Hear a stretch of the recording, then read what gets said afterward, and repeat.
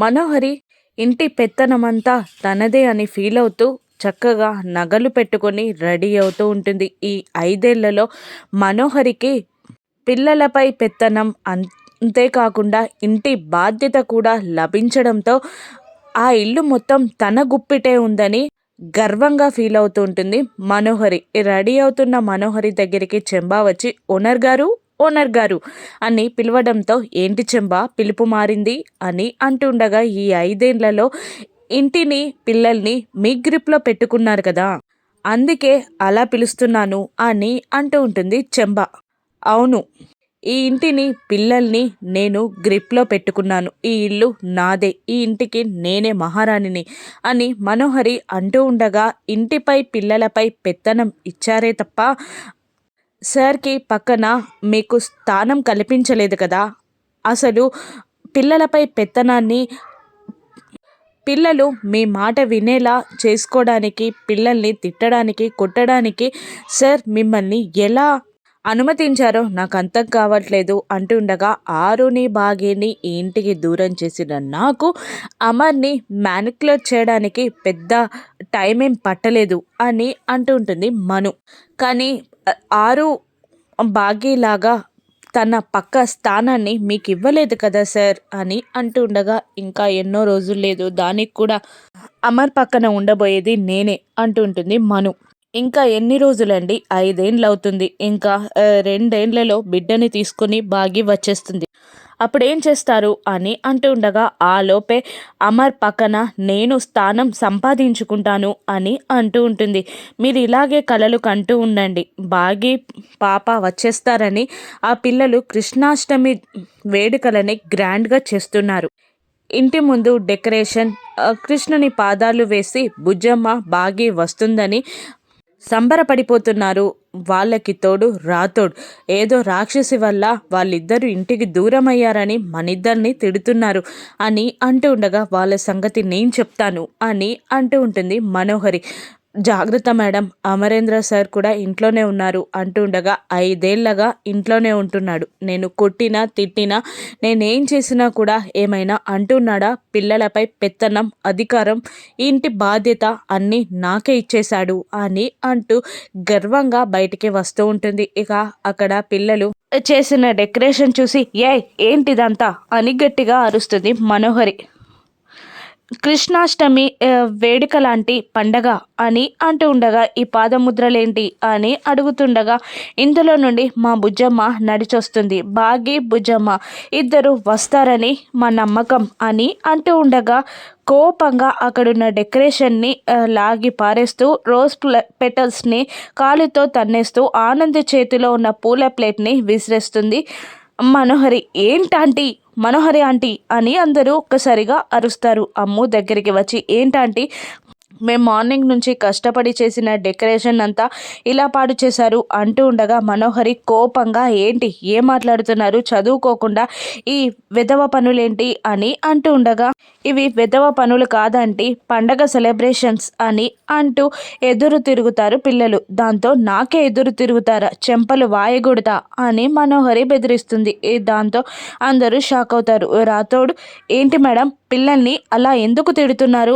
పిల్లల్ని తిట్టే అధికారం మీకేంటి? కన్న తల్లి కానీ ప్రాణంగా చూసుకున్న మిస్సమ్మ కానని వాళ్ళని ఒక్క మాట అనలేదు, మీకేం రైట్స్ ఉన్నాయని వాళ్ళని అంతలా తిడుతున్నారు అని మనోహరిని రాథోడ్ అంటూ ఉండగా రాథోడ్ అని గట్టుగా అప్పుడే అక్కడికి వచ్చిన అమర్ అన్నేస్తాడు.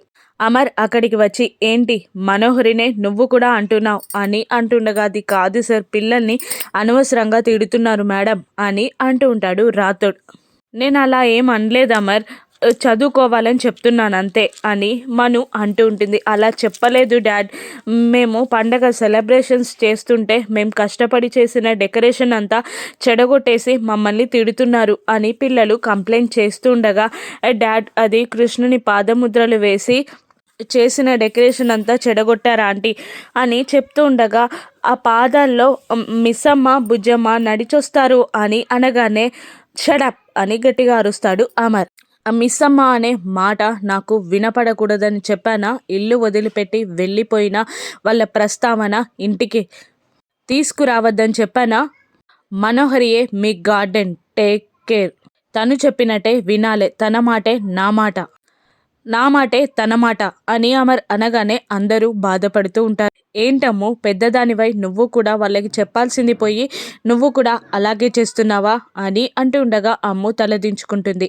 మనోహరి, చిన్నపిల్లలు కదా అమర్, నేను చూసుకుంటాను, పదండి పిల్లలు అంటూ వాళ్ళని లోపలికి తీసుకెళ్ళిపోతుంది.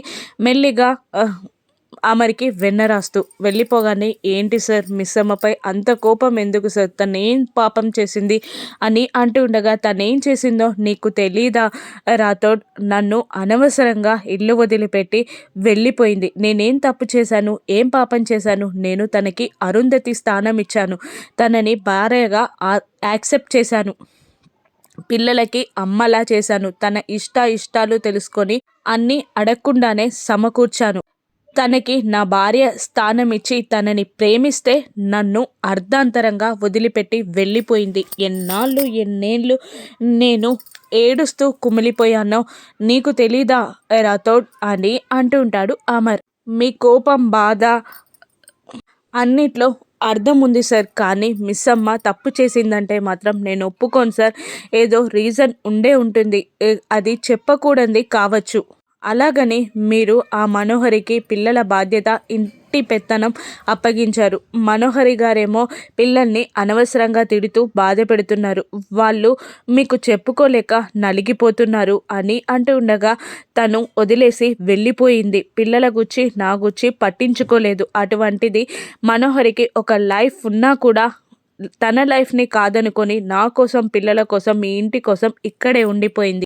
మనోహరి లేకపోతే నేను, పిల్లలు, ఇల్లు లేనేలేదు అని అమర్ అంటుండగా రాథోడ్ బాధపడుతూ ఉంటాడు. అసలు మీరే ఆవిడ గారి మెయిన్ గోల్, అసలు బాగి వెళ్ళిపోవడానికి కూడా తనే కారణమై ఉంటుంది అని రాథోడ్ మనసులో అనుకుంటూ ఉంటాడు. నువ్వు కూడా పిల్లల్లాగే మనోహరిని అపార్థం చేసుకుంటున్నావు. పిల్లల మంచి కోసమే తను అలా చేస్తుందే తప్ప తనకి వేరే ఉద్దేశాలు లేవు. నా మాటే తన మాట, తన మాటే నా మాట, ఇది ఫైనల్ అంటూ అమర్ వెళ్ళిపోగానే రాథోడ్ చాలా బాధపడుతూ ఉంటాడు. ఇక గోపికలతో ఆరు కృష్ణుని వేషంలో ఆడుకుంటూ ఉండగా బాగి లోపలికి వెళ్ళిపోతుంది.